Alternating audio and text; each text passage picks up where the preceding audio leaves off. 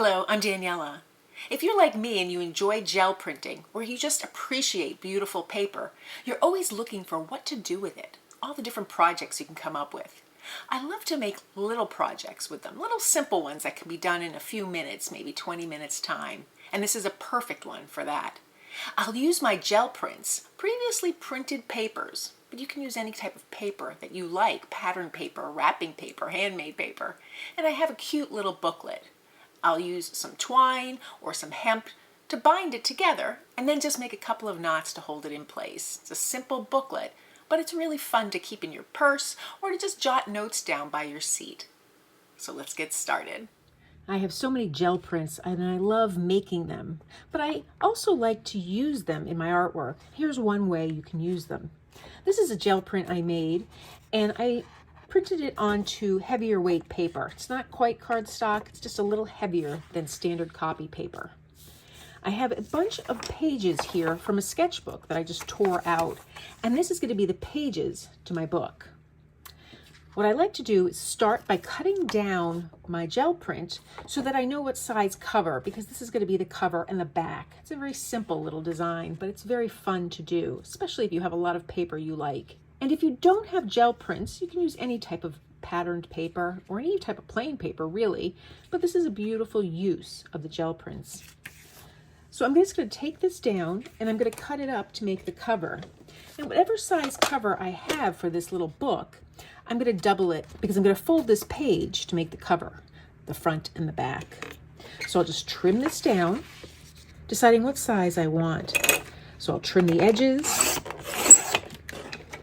And then I think I want a narrow book, so maybe 3.5 inches, maybe 3 inches, somewhere around there. And now I'll decide the height of the book. Well, if I fold this piece in half, at least roughly, I get a nice size. I kind of like that. So I'll just come in here and trim off the edges.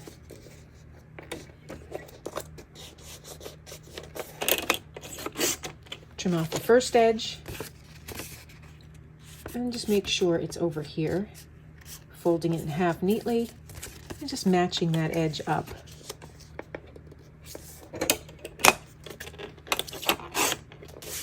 Now you could round the corners if you like, but I kind of like that size.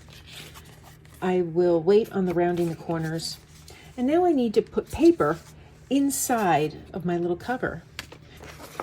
So I'm going to cut strips about 2.5 inches wide. So I'll just trim off the edge here of this sketchbook. And now I'll cut my strips to 2.5 inches. And I like them to be a little shorter than the finished size of this book.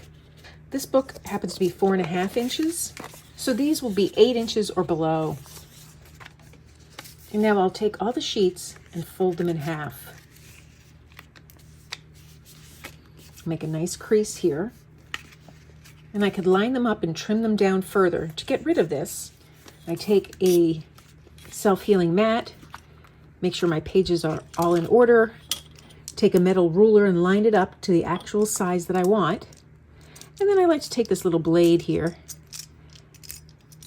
and I'll just cut a few times, getting rid of the ends of that page to make it all neat and orderly.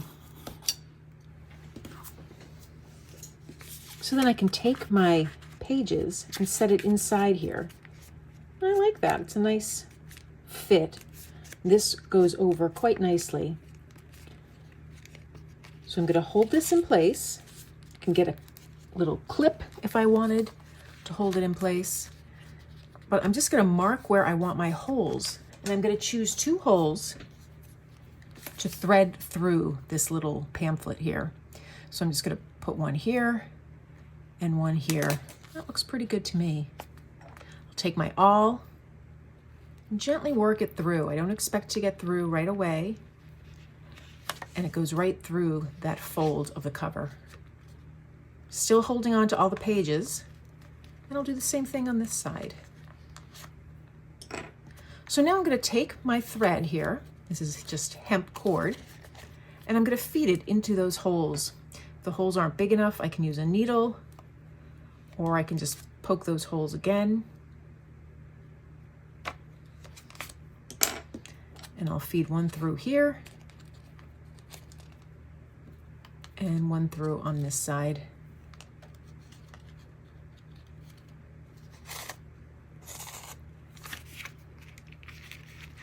I'll line up the pages again, make a double knot.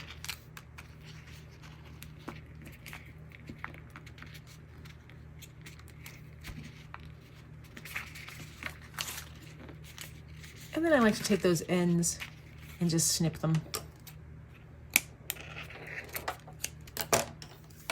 So now, completely optional, I can decide if I want to trim those ends.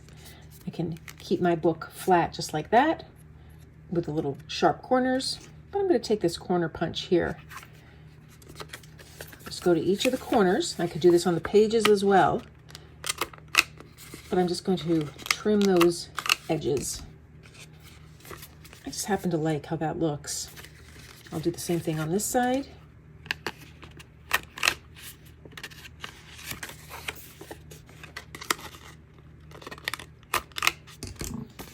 And I can leave it just like this. Now, if I want this to stay closed, I'll press it underneath some books overnight, and then it will stay closed. But I wanted to show you some variations using the same technique and just a few little differences. So here's the exact same technique using different gel prints. And I have longer strips of paper, and the edges are square. It's a cute little booklet. And then here I did the same thing, except I cut the edges into tag shapes. I punched holes in both edges and strung some ribbon. Just thought that was a cute little touch. And I glued 2 pieces of the gel printed paper together because the paper itself wasn't very heavy. So by gluing it together, I have a little more body here. And then I have another cute little book made with my gel prints. So that's one way that I use gel prints to make a cute little booklet. I just think it's adorable. It's a simple process, and you can elevate it as much as you want by rounding the corners or adding additional layers or painting on it or adding collage. Oh, you can even punch different shapes into the papers. There's so many possibilities. If you found this video helpful, please give it a thumbs up and be sure to subscribe. And please consider becoming a paid member of my channel. Thanks for joining me today.